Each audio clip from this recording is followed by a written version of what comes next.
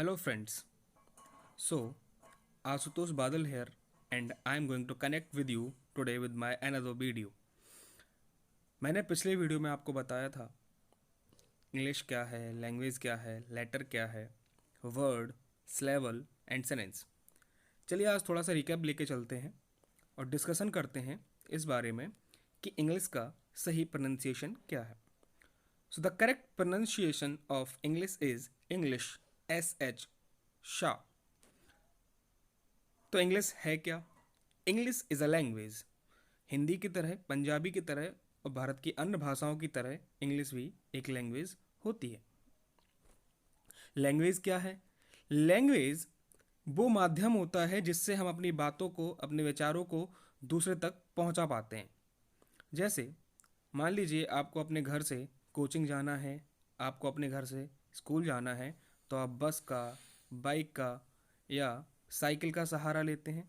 तो आपके घर से स्कूल जाने के लिए जो आपका माध्यम रहा वो बाइक, ऑटो, बस या साइकिल रही होगी। इसी तरह मुझे अपनी बात को आप तक पहुंचाना है, तो बात को पहुंचाने के लिए भी मुझे एक माध्यम चाहिए और वो माध्यम होगी भाषा। So English is what language, and language the medium that is used to convey our thoughts to others is called a language। अच्छा, जब लैंग्वेज की जब हम बात करते हैं तो सबसे पहले बात यह आती है कि उसकी फंडामेंटल यूनिट क्या है, कि भाषा की शुरुआत होती कहाँ से है। तो भाषा की जो सबसे छोटी इकाई है, the smallest unit of a language is a letter. Letter किसी भी भाषा की सबसे छोटी इकाई होती है। यहाँ पर लेटर के दो अर्थ सामने आते हैं।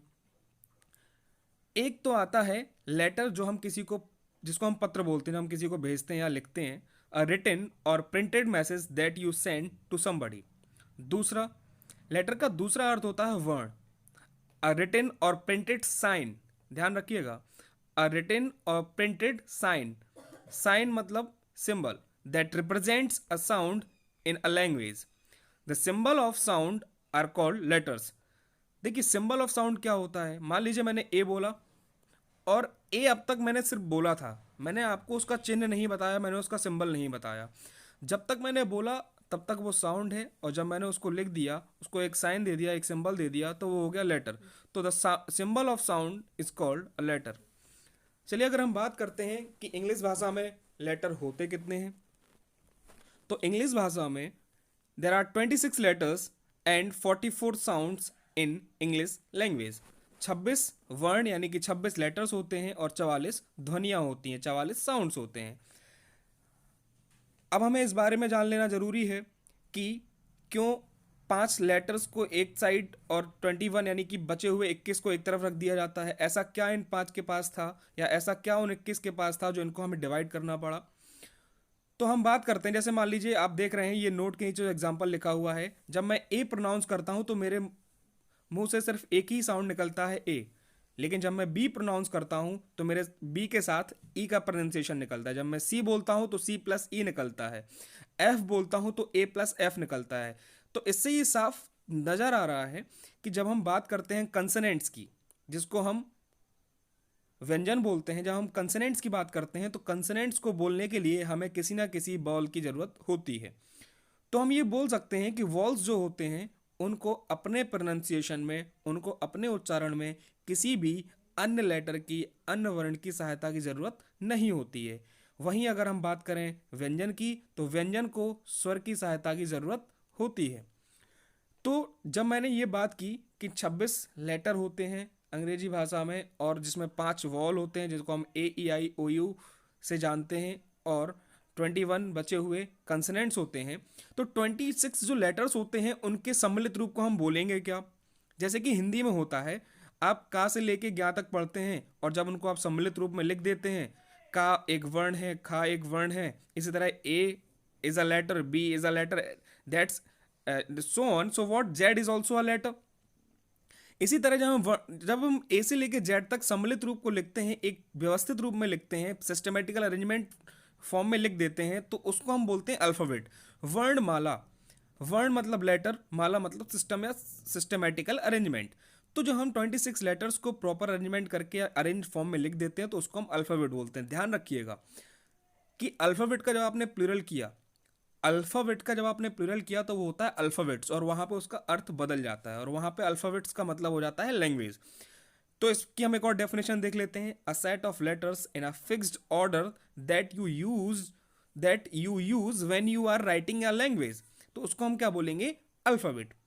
अल्फ़ाबेट से आगे जब हम बढ़ते हैं तो लेटर हुआ होने के बाद अल्फ़ाबेट की बात की मैंने, कंसोनेंट की बात की, बॉल की बात की, अब हम बात करेंगे वर्ड की। तो वर्ड क्या है? वर्ड कोई भी लेटर, एक लेटर भी हो सकता है, और वर्ण यानी कि वर्णों का समूह, लेटर्स का ग्रुप भी हो सकता है। अ लेटर और a group of letters that expresses a particular meaning. देखिए, जब तक शब्दों अक्षरों का समूह तब तक वर्ड नहीं हो सकता है जब तक कि वो एक कंप्लीट या पर्टिकुलर मीनिंग नहीं देता है। देखिए, मैंने दो एग्जांपल लिखे हैं। पहला मैं बात करता हूं, आई एंड ए आर बॉल्स। यहाँ पे आई का अर्थ मैं नहीं है, यहाँ पे ए का अर्थ एक नहीं है। इसलिए पहले एग्जाम्पल में जब हम बात कर रहे हैं तो I and A are vowels, और वहाँ पे आई अल्फाबेट भी नहीं है, I is a letter, so A is also a letter. लेकिन अगर हम दूसरे एग्जाम्पल की बात करें तो उसमें लिखा हुआ है आई एम अ टीचर। यहाँ पे आई का अर्थ मैं है और ए का अर्थ एक है। तो हम कह सकते हैं कि आई और ए लेटर दिख जरूर रहे हैं, परंतु वो कार्य किसका कर रहे हैं? वर्ड का। तो एक लेटर भी वर्ड का कार्य कर सकता है अगर वो प्रॉपर मीनिंग दे रहा है। चलिए अब डिस्कस करते हैं स्लेवल क्या होता है। The part of a word that can be pronounced with one uninterrupted. यहाँ पे ध्यान रखिएगा, अनइंटरप्टेड इसका मतलब होता है कि जब आप उच्चारण कर रहे हैं तो उसमें कोई बाधा नहीं आनी चाहिए। The part of a word that can be pronounced with one uninterrupted sound is called a syllable।